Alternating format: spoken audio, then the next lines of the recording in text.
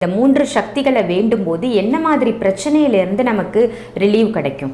First வந்து இன்றைக்கி இருக்கக்கூடிய பிரச்சனைகள் என்ன அப்படின்னு கேட்டிங்கன்னா, ஃபஸ்ட்டு பொருளாதாரம் போது கடன் பிரச்சனைகள் நிறையா பேருக்கு இருக்குது. கல்யாணமே பணம் இல்லாதங்காட்டி தள்ளி போட்டுறவா நிறையா பேர் இருந்துட்டுருப்பா. அதே போன்று பார்த்துட்டேன்னா பணம் இல்லாதங்காட்டி வெளியில் மதிப்பு இல்லைங்கிறது இருந்துட்டுருப்பா. பணம் இல்லாதங்காட்டி கடன் தொல்லை ஜாஸ்தியாக இருக்குது. பணம் இல்லாதங்காட்டி வீடு வாங்க முடியல, இடம் வாங்க முடியலன்னு சொல்லிட்டு இருப்பா. இந்த மாதிரி பணம் சார்ந்த பிரச்சனைகள் தீரும். ஒன்று. ரெண்டாவது பார்த்துட்டிங்க அப்படின்னு சொன்னால் உடல் சார்ந்த பிரச்சனைகள், சக்தி வழிபாடு. சரியான மருத்துவரை பார்த்துருப்பா, ஆனாலும் உடலில் ஏதாவது உபாதைகள் இருந்துகிட்டே இருக்கும். எங்கள் ஒவ்வொருத்தருக்காக முடியலன்னு சொல்லிட்டு இருப்பா.